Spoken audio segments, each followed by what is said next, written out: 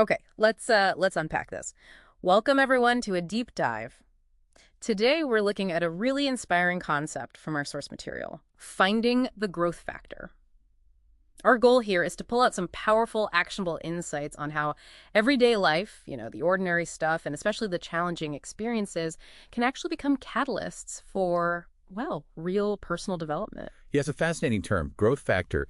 I mean, it comes straight out of mathematics, doesn't it? It's Yeah. basically the multiplier, the thing that makes quantity bigger, the engine of expansion. Right. And applying that idea to life is, well, it suggests growth isn't just step by step. It can compound. Yeah. Each lesson can make the next one land faster, kind of like interest on an investment. And here's where it gets really interesting, I think, how this applies to your life day to day. The source material really zeroes in on this core idea that inside every moment, even the tough ones, the obstacles, maybe moments of self-doubt, there's this hidden potential. Absolutely.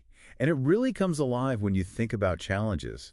Maybe a project at work just goes completely sideways, or a personal goal suddenly feels impossible. It's so easy, isn't it, to just focus on what went wrong, what failed? Yeah, the default mode. Right. But the source says there's a key moment there, a choice point. Instead of just dwelling on the negative, you're challenged to pause, take a breath, and ask, okay, what is the growth factor here? That takes real intention, though, especially when you're feeling, knocked down. It does. It's not automatic. And it's not just about thinking positively, is it? It sounds more like a specific cognitive exercise. The source gives some solid examples of what these growth factors might actually be.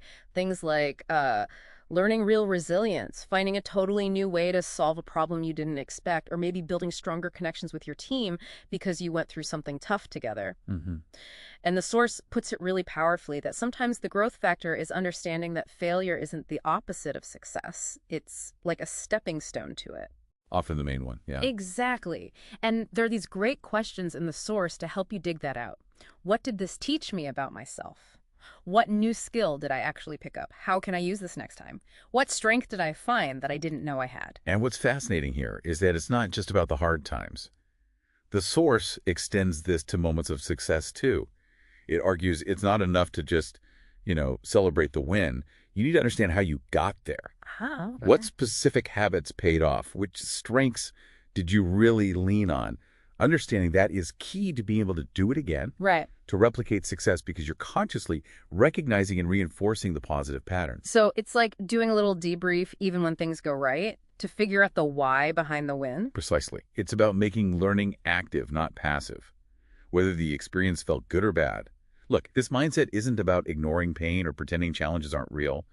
It's about acknowledging it, sure, walking through it, but then intentionally mining it for lessons. So what this all means then is transforming experiences, whatever they are, into fuel, active learning.